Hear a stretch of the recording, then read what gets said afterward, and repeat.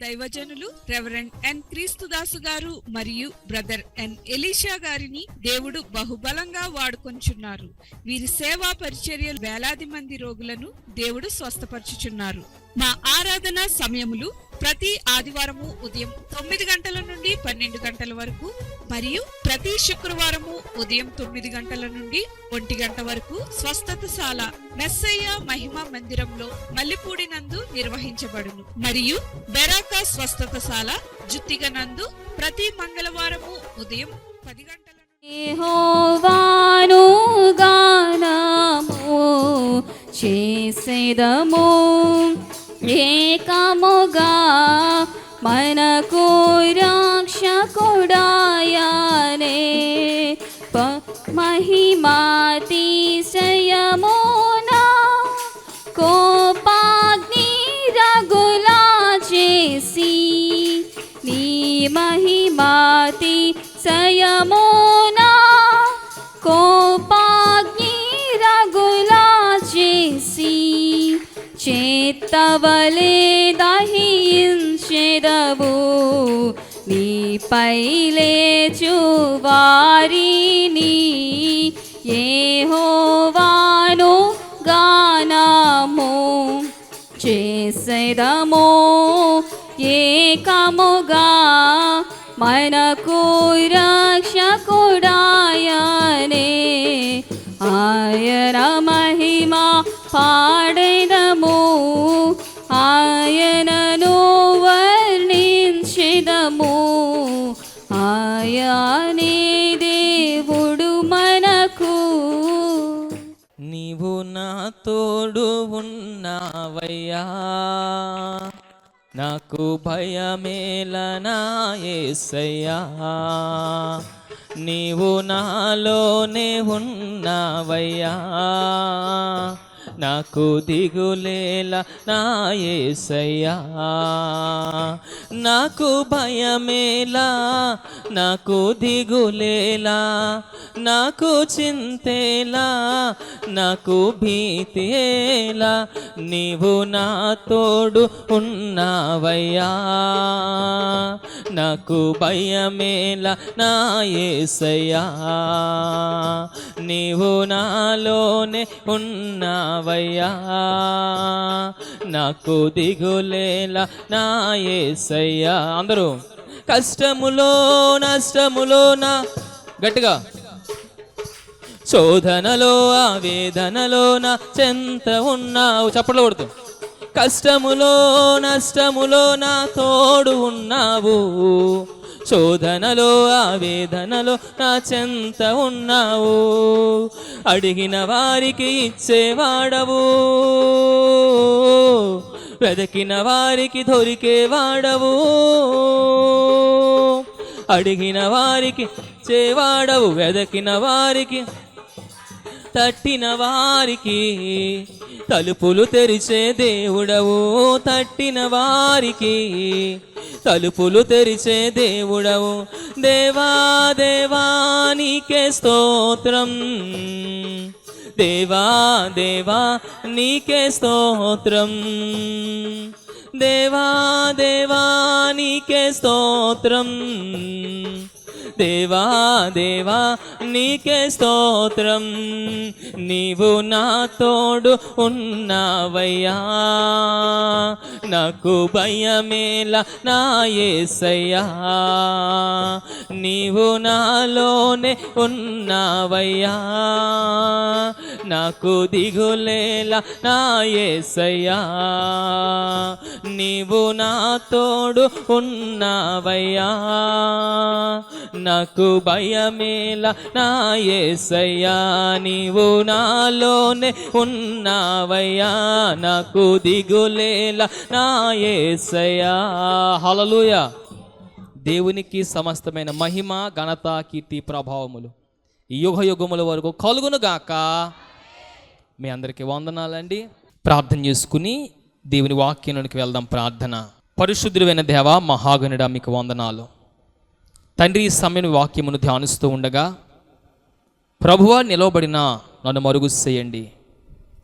నా మాటలు కాదు మీ మాటలు మాత్రమే వినిపించి ప్రతి ఒక్కరిని బలపరిచి వారి ఆత్మకును దేహమునకును మనస్సుకును నెమ్మదిని ధైర్యమును సంతోషమును బలమును ఇచ్చే సరిచేసే వాక్యమును మీరు వినిపించి మహిమను పొందుమని యేసయ్య నామములో ప్రార్థన చేస్తున్నాను తండ్రి, ఆమేన్.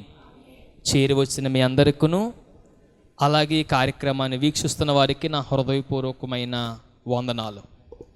ఈరోజు వాక్యంలోనికి వెళ్దామండి. బైబిల్లో చాలా సందర్భాల్లో తైలముల గురించి మాట్లాడారు, అభిషేక తైలముల గురించి మాట్లాడుతూ వచ్చారు. అయితే దేవుడు మాట్లాడిన ప్రతి సందర్భములోనూ కూడా దాన్ని ప్రత్యేకించడానికి వాడుతూ వచ్చారు. ఈ తైలము చేస్తున్న పని ఏంటంటే ప్రత్యేకిస్తుంది, మనల్ని ప్రత్యేకిస్తుంది. We are not part in such places or some people. మనము ఆ వ్యక్తులకో ఆ ప్రాంతాలకో ప్రదేశాలకో సంబంధించిన వారం కాదు, కానీ దేవుడు మనల్ని వేరు చేస్తున్నాడు. చాలా సందర్భాల్లో ఈ బైబిల్లో పూర్వకాలము నుండే పాత నిబంధనలు కావచ్చు, కొత్త నిబంధనలు కావచ్చు, తైలం అనేది వాడుకలో ఉంది. ఈ నూనె అనేది ప్రతి ఇంట్లోనూ ఉంటా వచ్చింది. వారు వెళ్ళే ప్రదేశంలో ప్రాంతంలో దాన్ని తీసుకుని వెళ్ళడం మానలేదు ఎప్పుడూ కూడా. దేవుడు తాను ఇశ్రాయేలు మధ్యలో నివాసం చేయడానికి వచ్చిన తర్వాత, ఈ గుడారము ఏర్పాటు చేసుకున్న తర్వాత వాళ్ళతో దేవుడు మాట్లాడుతూ, దేవుడు అహరోను అని ఆయన ఏర్పాటు చేసుకుని అన్నాడు. మోషేతో ఒక మాట చెప్పాడు దేవుడు. నిర్గమాకాండము 29వ అధ్యాయము 7వ వచనాన్ని చదివితే అక్కడ మాట్లాడతారు. అభిషేక తైలమును తీసుకొని అతని తల మీద పోసి అతనిని అభిషేకింపవలను. చాలండి. దేవుడు మాట్లాడుతున్నాడు మోషేతో, మోషే నువ్వు అభిషేక తైలాన్ని తీసుకుని అహరోను మీద పోసి ఆయనను అభిషేకించు. ఇక మీదట అహరోను నాకు సంబంధించిన వ్యక్తి, నా పని చేసే వ్యక్తి. ఆయనలో ఉన్న బలహీనతలో ఏదైనా ఈ అభిషేకము చేసే పని ఏంటంటే వారికి దేవుని యొక్క జ్ఞానాన్ని ఇస్తుంది, ఆత్మ సంబంధమైన జ్ఞానాన్ని ఇస్తుంది. కాబట్టి అన్నాడు దేవుడు, ఇప్పుడు నువ్వు అహరోను మీద చేయాల్సిన పని ఏంటంటే తైలాన్ని ఆయన తల మీద ప్రోక్షించాలి, తైలమును ప్రోక్షించాలి. ఈ తైలమును సెట్ అపార్ట్ అనగా ప్రత్యేకించడం. బైబిల్లో ప్రతి సందర్భంలోనూ కూడా దేవుడు ప్రత్యేకిస్తూ వచ్చాడు. ఇశ్రాయేలు జనాంగాన్ని నెబుకద్నెజరు అనే రాజు చెరలోకి తీసుకెళ్ళిపోయిన తర్వాత నెబుకద్నెజరు కాలం అయిపోయింది. బెల్తెషాజర్ అనే ఒక ఆయన పరిపాలనలోకి వచ్చాడు. పరిపాలనలోకి వచ్చిన తర్వాత ఆయన తన స్నేహితులందరినీ పిలిపించి ఒక విందు ఒకటి ప్లాన్ చేశాడు. విందు ఏర్పాటు చేసి, ఇప్పుడు ద్రాక్షరసం కావడానికి, తాగడానికి, కనపడడానికి అందంగా ఉండాలి కాబట్టి ఆ లోపల ఉన్నటువంటి ఆ వస్తువుల్లో కొన్ని దేవుని మందిరములో వాడే వస్తువులను తీసుకొచ్చి ముందు పెట్టాడు. ముందు పెట్టి దాంట్లో ద్రాక్షరసం కలుపుకొని తాగుతూ ఉన్నారు. ఈ ఉన్న పలంగా వాళ్ళకి తెలియకుండా ఒక వేలు వచ్చి ఒక భాష రాస్తూ ఉంది, మెనెమెనెటేకిల్ ఉపార్సిల్ అనే మాట. దానియేలు వచ్చాడు, బాబా అక్కడ రాసిన భాష ఏంటి, అసలు వేలు ఎందుకు రాసింది అక్కడ? ఏమీ లేదండి, మీరు దేవుని కొరకు ప్రత్యేకించబడిన వస్తువుల్ని తప్పుగా వాడారు. ఆ వస్తువుని ఎలాగున వాడాలో అలాగనే వాడాలి, కానీ మీరు వాటిని తప్పుగా వాడారు, తప్పుగా ఉపయోగించారు కాబట్టి దేవుడు మనం ఉపేక్షించట్లేదు. ఈ రోజున దేవుని సన్నిధిలో ఉన్న మనల్ని దేవుడు ప్రత్యేకిస్తూ ఉన్నప్పుడు, దేవుడు మనల్ని ఏర్పాటు చేసుకుంటా ఉన్నప్పుడు, దేవుని తైలము చేసే పని అంటే మనల్ని ప్రత్యేకిస్తుంది. మిగిలిన వాళ్ళని, అందుకని పౌలు గారు అంటారు, మనము లోకములోనికి కాదు, మనము శరీరపరంగా చనిపోకపోతే ఆత్మపరంగా జీవించే అవకాశం లేదు, ఆత్మీయంగా జీవించే అవకాశం లేదు. కాబట్టి మనం ఒకప్పుడు చీకట్లో ఉన్నాం, ఇప్పుడు దేవుని మహాకృపను బట్టి మనం వెలుగులోనికి పిలబడ్డాం. కాబట్టి వెలుగు సంబంధమైన జీవితాన్ని జీవించమన్నాడు. ఏవండి, ఇప్పుడు దేవుడు చేస్తున్న పని అంటే మనల్ని ప్రత్యేకపరుస్తున్నాడు. పాత నిబంధనలో చాలామంది వారు ఎక్కడికి వెళుతున్నా కానీ వారితో పాటుగా ఈ నూనెను పట్టుకెళ్ళేవారు. అంత విలువైనది. ఆదికాండము 28వ అధ్యాయము ఒకసారి 18వ వచనం చదివితే అక్కడ కనబడుతుంది. తెల్లవారినప్పుడు యాకోబు లేచి తాను తలకడగా చేసుకున్న రాయిని తీసి దానిని స్తంభముగా నిలిపి దాని కొన మీద నూనె పోసెను. చాలండి. ఒక రాత్రి యాకోబు ఇంట్లో నుంచి పారిపోతా ఉన్నాడు. ఏమన్నా ఇంట్లో నుంచి పారిపోతా ఉన్నాడు భయంతో, వాళ్ళనే చంపేస్తాడేమో అన్న భయంతో. ఇప్పుడు మనం ఇంట్లో ఉన్నాం. మనం ఉన్న పోటును మన ఇంట్లో తెలియకుండా ఏ పామో ఏదో వచ్చేసింది. ఇప్పుడు మనం చేసే పని ఏంటి? మనం ఎలా ఉన్నా, ఏ స్థితిలో ఉన్నా ముందేం చేస్తాం?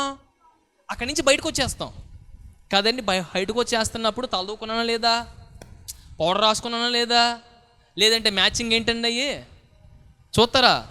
చూడరు. ఏం చేస్తారు? ముందు ప్రాణాలు లెక్కితే సరిపోద్ది అని పరిగెత్తుకెళ్ళిపోతారు కదా. పాపం ఇప్పుడు యాకోబు కూడా ప్రాణాపాయ స్థితిలో పరిగెత్తుకెళ్ళిపోతున్నాడు. అన్నయ్యకి దొరికితే చంపేస్తాడు అన్న విషయం తెలుసు. కాబట్టి పారిపోతున్న వ్యక్తి ఎంత కంగారులో కూడా, ఇంత ప్రాణభయంలో కూడా తనతో పాటు ఏం పట్టుకెళ్తున్నాడు? ఏమన్నా సెల్ ఫోనా తెచ్చారా అందరూ? బైబిల్ మంచిదే. ఏమండి ఏం పట్టుకెళ్తున్నాడు? ఇప్పుడు మనకి ఎవరికో ఫోన్ వచ్చింది అనుకోండి, ఏదో అయిందని తొందరగా ఇంట్లో పరిగెళ్ళినప్పుడు దేని పట్టుకెళ్తాం మనం? ఖచ్చితంగా పట్టుకెళ్తాం. ఏమన్నా అంత విలువైంది కాబట్టి. అది 100 రూపాయలు సెల్ ఫోన్ అయినా వెళ్ళినప్పుడు జేబులో వేసుకుని వెళ్తాం. మనం ఎక్కడ ఉన్నామో ఏంటో తెలియాలి కాబట్టి. ఇప్పుడు ఈయన వెళ్తున్నప్పుడు ఇంత ప్రాణాపాయ స్థితిలో తండ్రి ఒక మాట చెప్పాడు, నీవు గనక గురి చూసి కొడితే వాడు ఎక్కడో చచ్చిపోతాడు అనే ఒక వాగ్దానం ఇచ్చాడండి వాళ్ళ అన్నయ్యకి. కాబట్టి ఇప్పుడు యాకోబు పారిపోతున్నాడు. ఇంట్లోంచి పారిపోతా కూడా ఏం పట్టుకెళ్ళాడు? తైలాన్ని పట్టుకెళ్ళాడు, నూనెని తీసుకెళ్ళాడు. నూనె అంత విలువైనదే. ఆ రాత్రి ఒక చోట నిద్రపోతా ఉంటే ఈయనకో దర్శనం వచ్చింది. ఆ స్థలములో దేవదూతలు పైకెక్కుతున్నారంట, దిగుతున్నారు. ఎక్కడో దిగడం ఈయనకి కనబడిందేమో. ఆ రాత్రి ఉదయాన్నే లేచిన తర్వాత ఆయన అంటున్నాడు, this place is called Bethel, house of God. ఈ స్థలము దేవుడు నివసించే స్థలము. ఇది నిజముగా దేవుని మందిరమే. బేతేలు అని దానికి పేరు పెట్టి ఆ స్థలములో ఆయన తలకడగా చేసుకున్న రాయి ఉందే, ఈ రాయిని నిలబెట్టి రాయి మీద ఏం పోసాడంటే అండి? తైలాన్ని పోసాడంట. తైలాన్ని అసలు ఎందుకు పోసాడు? అది కూడా దేని మీద? నేల మీద పోయొచ్చు కదా, ఆయన మీద పోసుకోవచ్చు కదా. రాయి మీద ఎందుకు పోసాడు? ఇది దేవుని యొక్క ప్రవచనం, దేవుని యొక్క ఉద్దేశం. ఎంత పారిపోతున్నా కానీ ఆయన ఒక విషయాన్ని తెలియజేస్తూ ఉన్నాడు. ఈ వెళ్ళిపోతూ ఉన్నటువంటి ఈ యాకోబు ఆ స్థలం నిలిచి ఆ రాత్రి దేవుడు దర్శించిన తర్వాత ఉదయాన్నే వెళ్ళిపోతున్నప్పుడు దేవుని స్థలం అని పేరు పెట్టి దాని మీద తైలాన్ని పోస్తాడు. ఈ తైలము దేవుని యొక్క వాగ్దానానికి, ఈ తైలము దేవుని యొక్క ప్రసన్నతకి సూచన. ఆ రాత్రి దేవుని ప్రసన్నత ఆయనకు కలిగింది. దేవుడు వాగ్దానం చేశాడు, యాకోబు నువ్వు వెళ్ళే ప్రతి స్థలములో నేను నీకు తోడుగా ఉంటా, నిన్ను కాపాడుతా, నిన్ను ఆశీర్వదిస్తా, నిన్ను మరలా క్షేమంగా ఈ స్థలానికి తోడుకొస్తా. నువ్వు వెళ్తున్న మార్గంలో ఎటువంటి ప్రజలు ఉంటారో, ఎటువంటి కార్యాలు జరుగుతాయో, ఎంతమంది ఎలాగున మాట్లాడినా ఏం జరిగినా నేను మాత్రం వాగ్దానం ఇస్తున్నాను, నిన్ను క్షేమంగా మరలా ఈ స్థలానికి నడిపిస్తానన్నాడు దేవుడు. ఆ రాత్రి వాగ్దానం ఇస్తాడు. నూనె దేవుని యొక్క వాగ్దానానికి, నూనె దేవుని యొక్క ప్రసన్నతకు సూచన అయితే ఆ రాత్రి యాకోబు సంబంధం లేకుండా దేని మీద నూనె పోసాడండి? రాయి మీద నూనె పోసాడు. నూనె పోయడం ప్రత్యేకించడానికి సూచన. ఏంటండి? ప్రత్యేకించడానికి సూచన. మిగిలిన రాయిలన్నిటిలో కల్లా ఈ రాయి ప్రత్యేకించబడిన రాయి. అందుకనే పేతురు రాసిన మొదటి పత్రిక 2వ అధ్యాయం 7వ వచనంలో మాట్లాడతారు పేతురు గారు, ఇల్లు కట్టేవారు నిషేధించినటువంటి రాయి తలకు మూలరాయిగా మారిపోయిందంట. హల్లెలూయా. ఏ రాయి? ఆ రాయి క్రీస్తు అనే రాయి, ప్రభు అనే రాయి, అభిషక్తుడు అనే రాయి. ఆ రాయి ఏమైపోయిందండి? ఇల్లు కట్టేవారు పనికిరాదని పక్కన పడేస్తే చివరకంట ఆ రాయే ఏమైపోయింది, ఇప్పుడు మూలరాయిగా మారిపోయింది. ఈ రోజున ఎవరైతే మనల్ని తృణీకరిస్తారో, ఎవరైతే మనల్ని పక్కన పెట్టేస్తారో, ఎవరైతే మనం పనికిరామన్నారో, లేదంటే ఎవరైతే మన పట్ల పెద్దగా ఆలోచన లేకుండా ఉన్నారో, ఈ రోజున అటువంటి వారందరికీ దేవుడు ఇస్తున్న సమాధానం అదే. దేవుడు మనల్ని తలకు మూలరాయిగా చేస్తున్నాడు. హల్లెలూయా. దేవుని తైలం మన మీద ప్రోక్షించబడతా ఉన్నప్పుడు మీరు ప్రార్థన చేసుకున్న మనసులో కళ్ళు తెరిచి చూడదు ఎవరో. యావండి, ఈరోజు దేవుడు మనం ఏ స్థితిలో ఏ పరిస్థితుల్లో ఉన్నా కానీ ఇల్లు కట్టేవారు పనికిరాదని పక్కన పాడేస్తే ఆ రాయి తలకు మూలరాయిగా మారిపోయింది.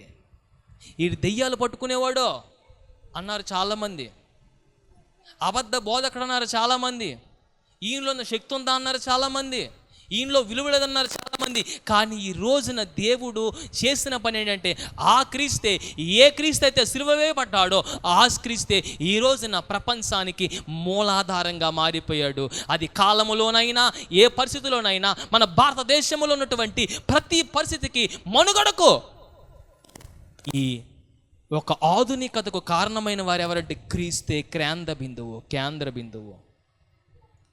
బిందువు. క్రీస్తు లేకపోతే సృష్టి లేదు, క్రీస్తు లేకపోతే మనుగడ లేదు, క్రీస్తు లేకపోతే ఏమాత్రము అభివృద్ధి లేదు.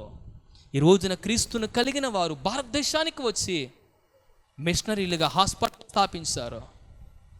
ఈరోజు క్రీస్తుని నమ్ముకున్న వాళ్ళు భారతదేశానికి వచ్చి అసలు సమానత్వం ఏంటో చూపించారు.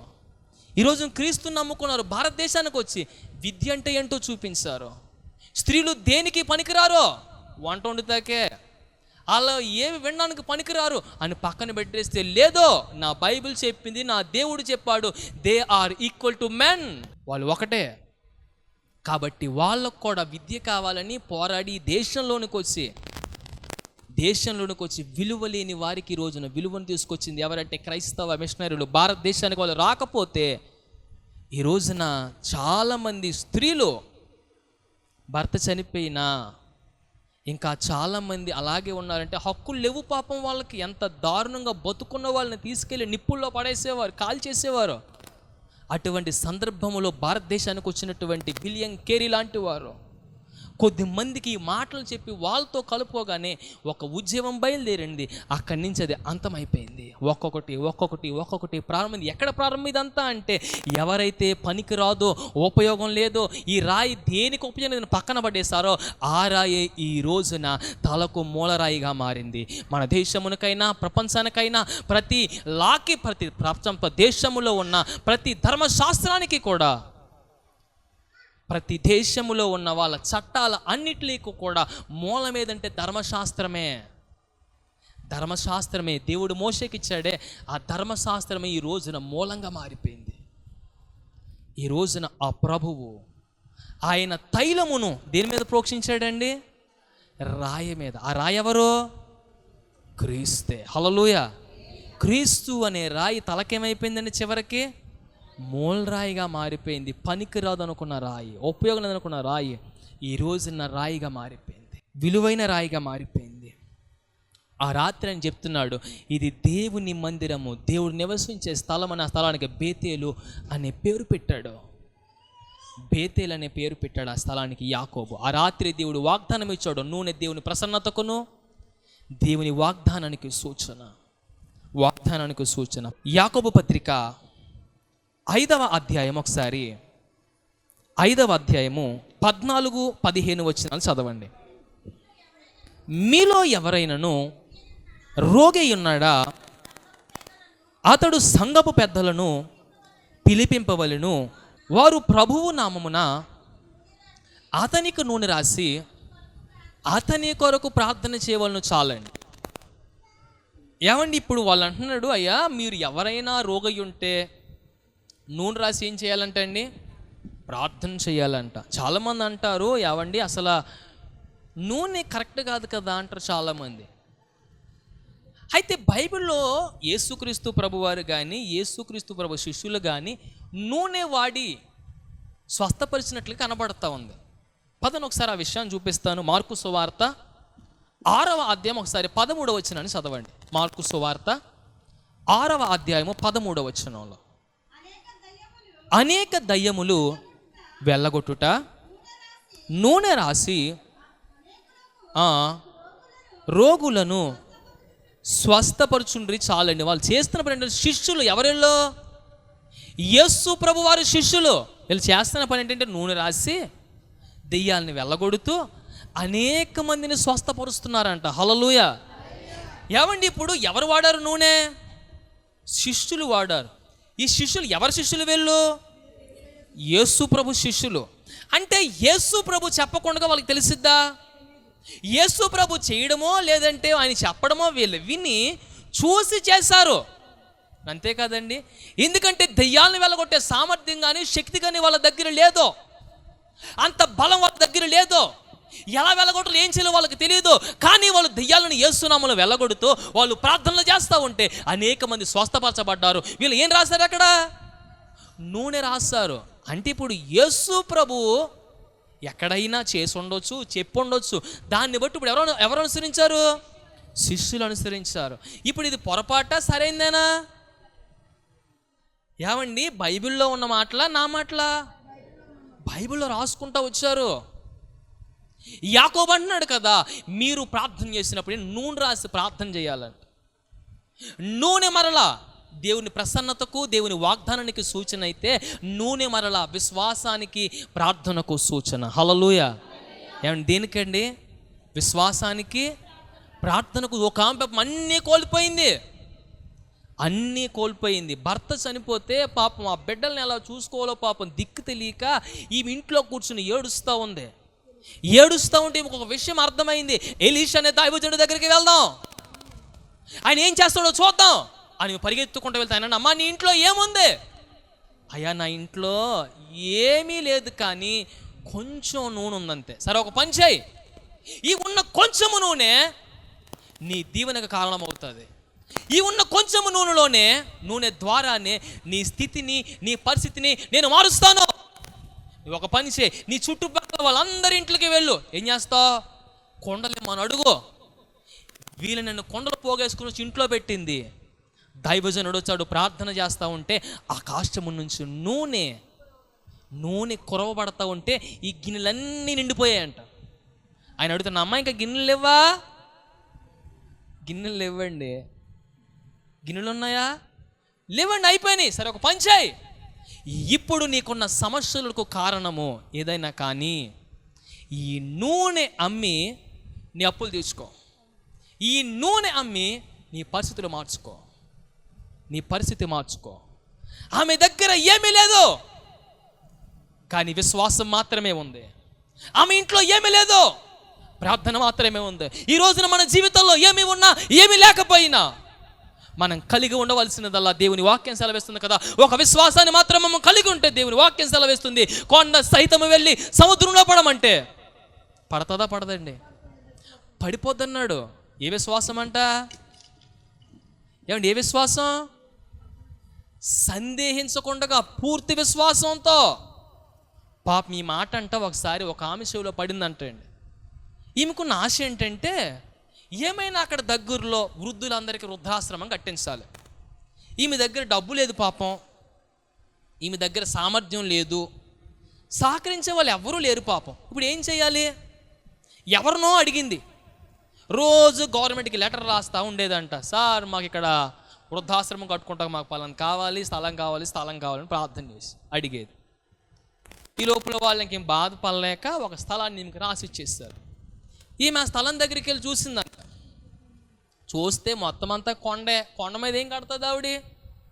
కట్టే అవకాశం లేదు. ఇప్పుడు ఈమె గుర్తొచ్చింది, ఏంటి? ప్రార్థన చేస్తే కొండ సహితం వెళ్ళి పడిపోతాను. రోజు పొద్దున్న వెళ్ళేదంట, సాయంత్రం వెళ్ళేదంట. ఇలాగ ప్రార్థన చేసింది, ప్రభువా కొండ వెళ్ళి సముద్రంలో పడిపోవాలి. పడిపోతే ఏం కట్టేస్తాను నేను? వృద్ధాశ్రమం కట్టేస్తాను. ఈ లోపల పక్కన రోజు పనుకి వెళ్తా ఉంటారు కదండి జనాలు, చూసిన ఈ పిచ్చిదాని లెక్క ఉంది ఇవిడే, కొండ వెళ్ళిపోద్దా ఏంటి, రోజు వచ్చి ప్రార్థన చేస్తుంది, అసలు వెళ్తుందా ఏంటి అని ఎవరికాళ్ళు ఈమెని హేళన చేస్తూ ఉండేవారు.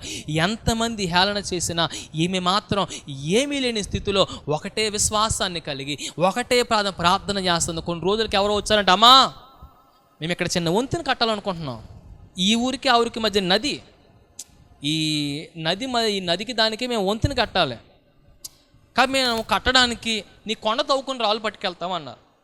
చాలా ఆనందం వేస్తుంది దేవుడికి. పట్టుకెళ్ళిపోండి. వాళ్ళు శుభ్రంగా కొన్ని రోజులకి కొండ అంతా తవ్వుకుని వెళ్ళిపోయి వంతుని కట్టేసుకున్నారు. ఇప్పుడు కొండ కాస్త చదునైన భూమిగా మారిపోయింది. ఏవండి, ఇప్పుడు వాళ్ళు మళ్ళీ వచ్చారు. అమ్మ ఇదిగో నీ పొలంలో నుంచి మేము రాళ్ళన్నీ పట్టుకెళ్ళాం కదా, వంతుని కట్టుకున్నాం కదా, ఆ రాళ్ళు కొంచెం డబ్బు ఇస్తున్నామని తిరిగట్టుకొచ్చి డబ్బు ఇచ్చారు.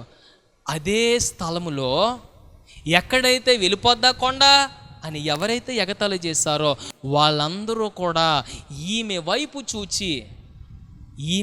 చూసి నోటు మీద వేలేసుకునే విధంగా దేవుడు అదే స్థలములో అద్భుతముగా వృద్ధాశ్రమాన్ని కట్టించడానికి మార్గాలు తెరిచాడు. హల్లెలూయా.